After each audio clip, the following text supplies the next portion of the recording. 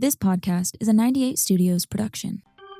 Today's the day, baby. Today's the day. Today's the day. Today's the motherfucking day. Today is the day. Today's the day. Today is the day. Today's the day. What up, everybody? Welcome back to Today's the Day with Zack Anderson. We got a special episode today. We're learning how to do these remote episodes, and we've got someone that I'm actually very close with for the amount of time I've spent with them. We have Mr. Michael Unbroken on here. This is long anticipated since I met you. And a little background. First and foremost, Michael, thank you for taking time, dude. I know you're down in Vegas. You're busy. You're cranking. You're doing your thing. I appreciate you taking the time to be on, homie. It's going to be fun. Yeah, honor, dude. Anytime I can spend time with my boy Zack, I'm in. I love it. So a little background for anybody listening, so you guys understand the relationship a little bit. Me and Michael, we met at a Tony Robbins event at a Date with Destiny was the name of the event, and we were direct partners, so we spent the vast majority of 12 to 14 hours a day together every single day. Got really close. I got a lot of love for this dude, a lot of respect for this dude. Hearing his story to me, I was immediately like, dude, my people are going to love to hear your story. So that's what we're going to get into today, get to know you a little bit, and then we'll definitely have future episodes going through kind of what life has to coming up. But your story, I really, really want to touch on, and I'm super excited. So, Mr. Michael, the floor is yours. Give us the breakdown, like, where are you from? Who are you? What's your story? And we'll catch all the way up to present date, and I got some questions for you. Yeah, dude, no doubt. Yeah, and that was an incredible experience, by the way. And I would say to anybody who's ever thought about it, like, go invest in yourself, go be a part of something that makes your life different. We wouldn't have met without that happening. And I don't believe in accidents. You know, I don't think the universe does anything without intention. And, you know, you and I connected, and it was like, we know a bunch of the same people, and like we bonded over a lot of things, and we spent 6 or 7 straight days to get, like, you know, and so something beautiful comes out of that. Look, man, here's the truth. Like, my life's a little bit intense, and there's chaos in it, but what I get to do now is a byproduct of that experience. And so the first thing I always say when I'm talking about my journey is just, please, as you listen, don't compare yourself to me. That's so important. I didn't live your life, you didn't live mine, and what I'm telling you is just truth. So I grew up in Indianapolis in the 80s. My mom was a drug addict and alcoholic. And in fact, she actually cut off my right index finger when I was just 4 years old. Hurt people. You know, that is the world. And she married my stepdad, this dude who was like super abusive. I mean, he's 6'3", 6'4", 200 pounds, beating up a 7-year-old. You know, real coward of a man. I'm going to call it what it is. And we spent a lot of my childhood homeless and deeply, deeply in poverty. In fact, I lived with over 30 different families between the time I was 8 to 12, getting bounced around place to place to place. And it was strangers, it was friends of friends, family members, people from the church. Like, we never knew where we were going to end up. And when I was 12, I'd been living in an abandoned house for 6 weeks by myself, stealing food from the Big Lots on the corner of 30th and Georgetown in Indianapolis, showering at school, like no electricity, no running water, nothing for 6 weeks. And my grandmother found out about this, came and took me. And in some sense, like, that's a godsend, right? Because, like, I finally had somewhere to go, but Yep. I'm biracial, I'm black and white. And my grandma's an old racist ass white lady from a town in Tennessee you never heard of. What town? And you're Sunbright, Tennessee. You've never heard of it. Let's go. I lived in Memphis and I've never heard of it. So you're damn right. I've never heard of it. Yeah, super small, one stoplight, I've been there before. One stoplight, a post office, and a corner store. That's it, right? And, you know, she moved up to Indiana, and, you know, and the whole thing, which we won't get into right now. But, you know, growing up in that kind of household was really intense. Plus, I mean, she had a copy of Hitler's autobiography, Mein Kampf, on her kitchen table. My uncle is in prison to this day for being a part of the Aryan Brotherhood. Like, it's like some for real shit. Here you are, just a little mixed kid. Like, what the hell am I doing here? Dude, you'll appreciate this, Zack. My grandmother would give me white boy chili ball haircuts. Let's go. Imagine that. You can't do go. that to a kid with hair like mine. Yeah. You just can't. Right. And so imagine the insane identity crisis that I was having. Oh, dude. And it is laughable. You can't help I'm but laugh. sorry. 'cause Yeah, it's so insane. it's laughable because I know where you're at. By the way, it's laughable because I know where Yeah. you're at. But it's just crazy. It's like diabolical. It's Totally. it's crazy. It's crazy. Keep Dude, going. I laugh all the time because like I'll be on stage telling these stories and I'm like, this all happened. This is real. And what was interesting is, you know, at 12 years old, I got high for the first time. And the first time I did drugs was the greatest day of my life because it was the first time I felt free. It was Yeah. the first time I didn't feel pressure. It was the first time like the weight of the world and the chaos of my childhood was lifted. And then, of course, what do you think happens? I want more. Yep. I want more. I want more. Can't get And away so from it. Yeah. yeah, next thing you know, dude, I'm doing drugs every day. I'm drinking. Dude, I'm getting drunk at 13 years old and going to football practice. Right? That's the world that I'm living in. And I'm playing 4 sports in school. I'm fighting all the time. I'm getting kicked out. I got expelled from high school twice. Got put into a last chance program. Didn't even graduate school. They kicked me out and gave me the diploma. And literally, my teacher goes up, says to me, he goes, it's very obvious you don't want to be here. I'm just going to give you the diploma and I'll let the streets figure you out. And that was true. And that's what happened. And I didn't go to any more classes. I showed up to summer school graduation. They gave me a diploma and I was out in the world. And at 18 years old, I was working a warehouse job where I'm putting microchips and motherboards all day long, like a freaking monkey on an assembly line. And I got fired from that job, probably because I was stoned. and and I'm sitting in my car and I'm like, I just got kicked out of high school. I have no job. I got uninvited from every graduation party. My friends won't talk to me. My girlfriend can't stand me. There's got to be a solution here. And I told myself, I'm like, you're not getting out of this car. I had a really shitty old Kia Rio, had no power windows, no power steering, it was a manual transmission. It was a piece of trash.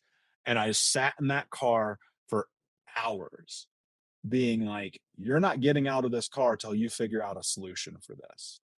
And Zach, my thought at the time was, it's money. It's got to be money because what else could it possibly be? And I was like, I'm making $100,000 a year by the time I'm 21.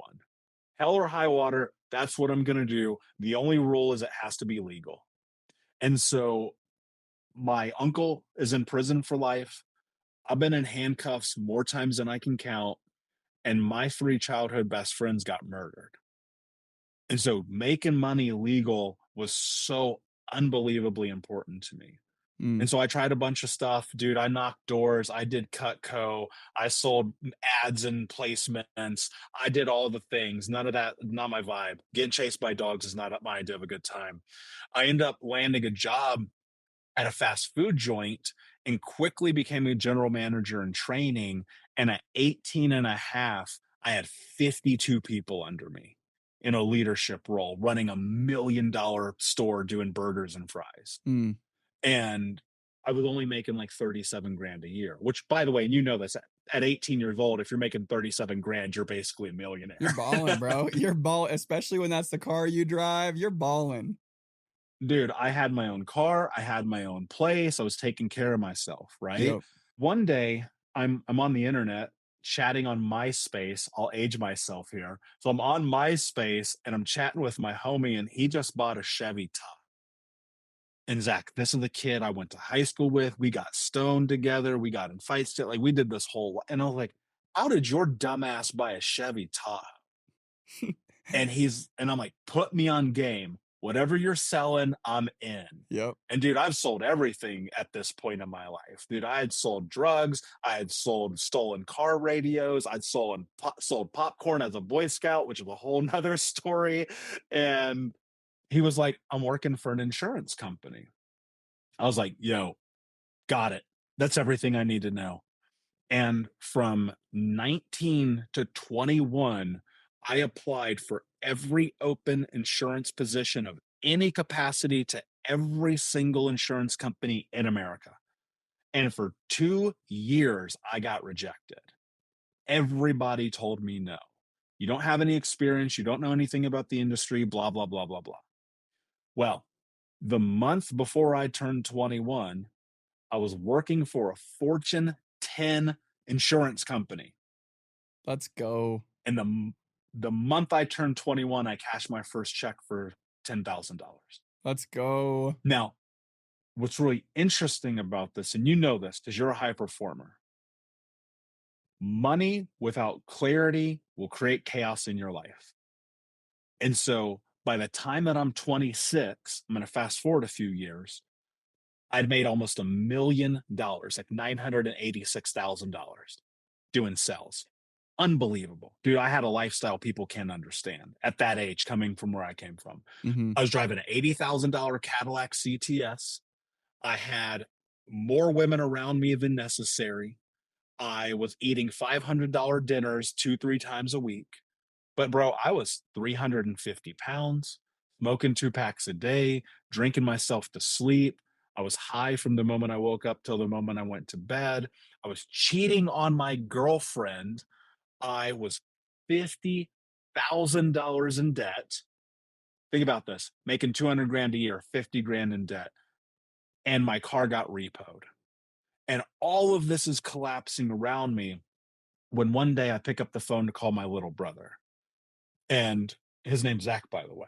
So I pick up the phone to call him. And he had been home from Afghanistan for like 4 months. He did a couple of tours. He went through some things over there. Bro, I had not said a word one to him. Nothing. I wasn't even at his coming back party, right? This paints you a picture of the kind of guy I was. And I call him and I'm at the gym because I'm finally like trying to get in shape. I'm trying to quit cigarettes. I'm trying to like, because I just like keep fucking my life up. I was like, I got to do something about this. Yeah. And he picks up the phone. I go, hey, what's up, man? How you doing? He goes, what do you want? You know, you just hear it in his voice. And I was like, I'm just checking on you, man. How you doing? He goes, you're not my brother. Don't call me again. And he hung up. Jeez. And I like, that was where I was like, yo, do something. And it wasn't exactly that moment, right? Because these things got to sit in you for a second. But a couple days later, I'm in bed. It's like 11 o'clock in the morning. This is a 100% true story, by the way. It's like 11 o'clock in the morning. My fat ass is eating chocolate cake, smoking a joint, and watching the CrossFit games. And I'm just like, this is it. This is the lowest moment of my entire. It doesn't get any lower than this. I might as well just end all this. And I go in the bathroom mirror. And I don't know where this came from, dude, but I was looking at myself in the mirror and I remember being 8 years old and the water company had come and turned off our water. And they were always turn off the water, the heat. We're getting evicted. Like I told you, man, I lived with 30 different families. And my mom says, go in the backyard and get that bucket and go get some water from the neighbor's house. So I go in the backyard, get this little blue bucket, walk across the street to our neighbor's house, and for the first time, I stole water. And dude, I remember being like, when I'm a grown up, this will not be my life. And so here I am, 26 years old, about to be 26, looking in this mirror. It's not my life, but my life is a disaster. And I realized I was breaking that promise. And so I asked myself a question. And dude, this question, it came from, I don't know where, God, Mother Nature, the universe, Batman, bro, I don't know where this question came from. But the question, and it's literally written on my bathroom mirror right now. It says, what are you willing to do to have the life that you want to have? And the answer that came into me was no excuses, just results. And for 14 years, that's how I've been living my life. That's awesome. I love that. I love that. So, dude, I love that. And that goes, one of my favorite quotes is tattooed on my leg. It's live like no one else so you can live like no one else. And it goes along perfectly with that. It's what are you willing to go and do so you can go and live how you want to live. And frankly, I think you have to be willing to do a lot of things most people are not willing to do in order to go live a life that most people aren't able to go and live. So I love that. And dude, when you told me your story back to the Tony Robbins stuff, this is exactly why I want you on here. Dude. You're so real. I love you. Like, it's amazing. So questions going forward, then you go and change the way you're living. That question is a very profound question. You hit rock bottom, and that's typically when you see trajectory go and change. And there's obviously been ups and downs all the way along the road, right? But then fast forward, I think it's really, really cool to understand where you're currently at, right? Or where you like progress through over the next 14 years of doing that. And then where you're at is a very, very, very powerful position, which is really cool to talk about as well. So from that moment, then what? You have like this aha moment, you switch up your view on life, then what? Yeah, well, you know this as well as I do. Everything takes time. And so 26 to 30 were the 4 hardest years of my life because I'd made up my mind about, okay, I'm going to go be somebody different, but I had to erase all of the chaos and Zach, what I had to do, which nobody told me. Because if you would have sat me down and you told me this, dude, I don't know if I'd have done this. It's true. What happened was I realized I had to be honest. Mm, Holy shit. Dude, the storm that came from that was like, I can't even explain it. How do you tell your girlfriend about the other women? And how do you tell your friends about the things you've done? And how do you tell the therapist about all the abuse in childhood? And how do you tell your brothers that you're sorry for being a piece of shit? And yeah. how do you like come to like reckoning with your own self? And be honest with yourself. Like, that's probably one of the biggest parts too, is that's so valuable, is you get to the point where you stop justifying everything, right? I assume you get to the point where you're like, bro, like, this is all on me. At the end of the day, it's like, it's Yeah. all on me. I've had the opportunity to go and switch things up, and I haven't. This is my fault. And like, I think there's so much power in that. That's so cool. You're not culpable for bad things that happened to you as a kid, dude. And that's the one thing I want to drive home. I never took responsibility for my mom cutting my finger off or the abuse in the church or the things that I've been through. But my life being a disaster was my fault. Yep. And if you play victim games, you win victim prizes. Yeah. And life is so much a movie, right? And what I mean by that is, like, you're the director of your life, but you have to write a screenplay. So you're also the writer of your life. So now you're a director and you're a writer, but then you have to be the actor too. And guess what? If you don't have those things, if you're not the director, the writer, and the actor, you will never have your life. You Yep. will always just be nonchalantly moving around the world because you have to have all 3 of these to be able to move forward. And even though I was like making mistakes, I was still like writing the narrative. I was like, it's okay. I'm going to keep going forward. It's okay. I'm going to keep going forward. And toss in a lot of investment in therapy, a lot of investment in coaching, hundreds of books, thousands of hours of self-study.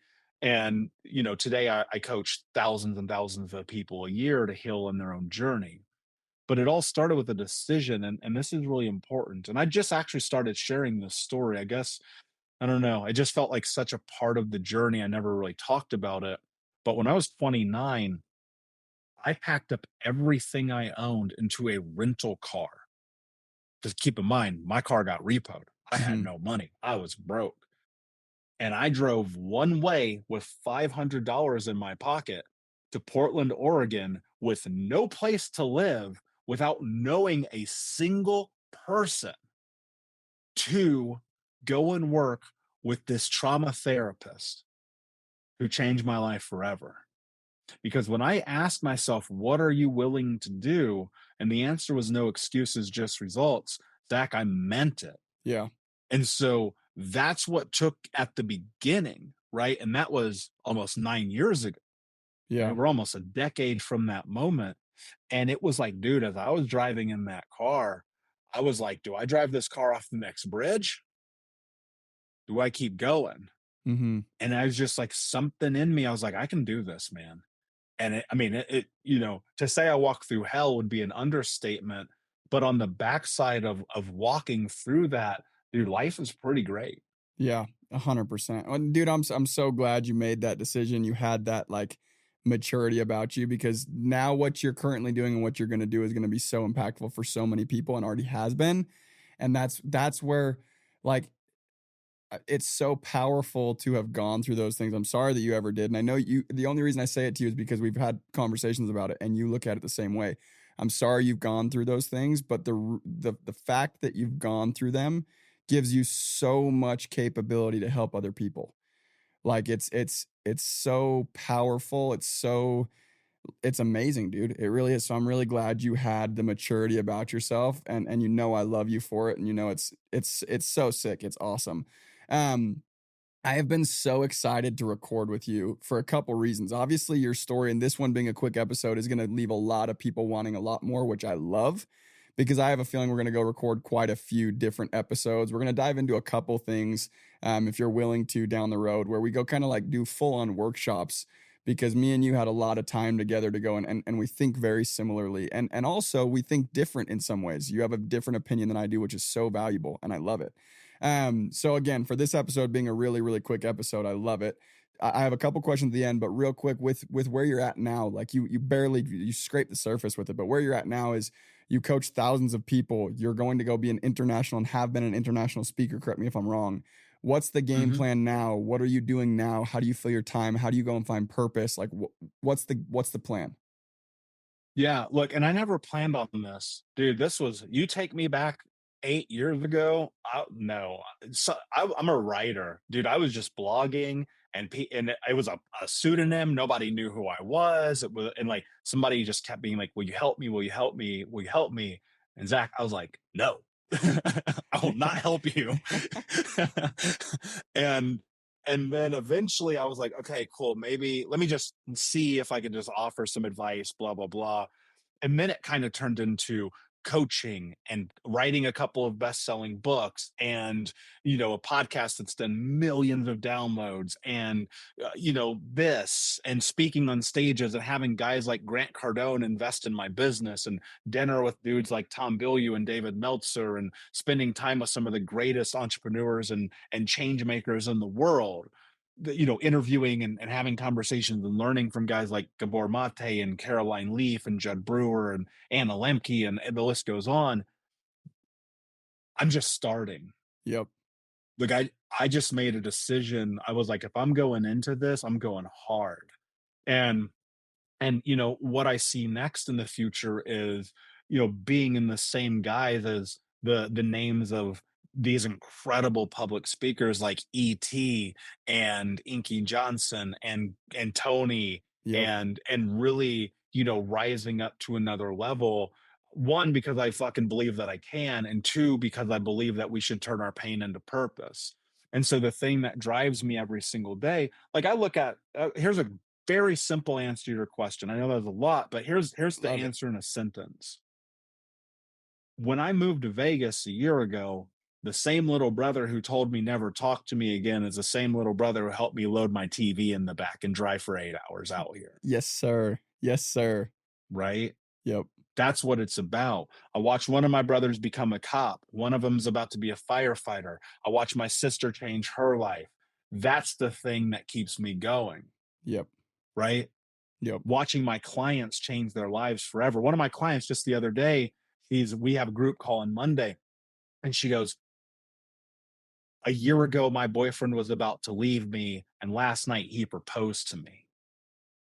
Right? Had another client just a couple weeks ago go from this place of like, they can't even get out of bed to they're going to do martial arts 3 times a week. Yeah. Like, that's why I do it, man, because I'm not an anomaly. I just happen to be able to walk the path because I'm fearless. Dude, I got nothing to lose. And if I can help guide people and show them what's possible in their own lives, like, let's go. 100%. Yeah, dude, I love that. I love that answer. And we had a workshop where you gave me a very similar answer. And since then, dude, I'm 100% team Michael Unbroken. Like I'm cheering for you, Thanks, rooting brother. for you. And 1,000%, it's going to go happen. And like, it's so cool to be connected to you and get to witness it. I love that. It gets me stoked. It makes me so happy. It fires me up. And like, in a weird sense, makes me super proud of you. Like, I love to see it. So kudos to you, man. My hat's off to you. So Thanks, brother. I've got one little, like, a teaser question. Like, I want to ask you a question on some advice. So the title of the podcast is Today's the Day, right? The point of that is really today is all you've got at the end of the day. Yesterday already happened. You can't do anything about it. Tomorrow might not even happen. You're lucky if it does. But today is happening right now. And whether you're in the low of all lows, the high of all highs, you need to treat it as though it's all you've got. And if you do that, it makes the quality of life like skyrocket. It makes your production it really goes and makes everything. It lets you go live that dream life you were talking about. I think the way you live like no one else is by finding a way to be where your feet are and be present. So my question to you is, what advice do you have for people, whether they're at the peak, they feel like they're at an all-time high, so they have that fear of like, oh, dude, it can't get any better. Like it's going to go back to how it used to be. Or they're at the low of all lows, the valley of like, dude, it could not get any worse. What advice do you have for those people that are always thinking or stuck thinking about what's happened or what's going to happen rather than where they're at and what they can do to go better their situation right then? What advice do you have for those people to get back to where their feet are? Yeah, man. Look, victimhood's hard, and I say this with love. Like I don't take away anybody who wants to blame the world for their problems. Mm. The world is a very hard, dark place. It just is, and nobody cares. And that's the hardest part about it. Yep. And you have to be the one to choose to be the hero, right? I talked about this life as a movie. You're the director, you're the writer, you're the actor, and you have to decide, are you going to be the villain, the victim, or the hero? Yep. 100%. You have to decide that. And most people, dude, this is what breaks my heart. And no matter how many podcasts we do, no matter how many stages we speak on, no matter how many books we write, until you make a decision, your life will be the same. And I get it, dude. I come from nothing. Most people, and I told you such a quick clip that if I told you everything, you'll need therapy for the rest of your life. Yeah, I believe it. And I think about this every single day. It's like, if you can have nothing, why can't you have everything?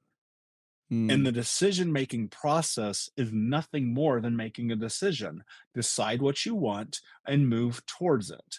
Part of the problem, people have decision fatigue because they sit and they ponder too much.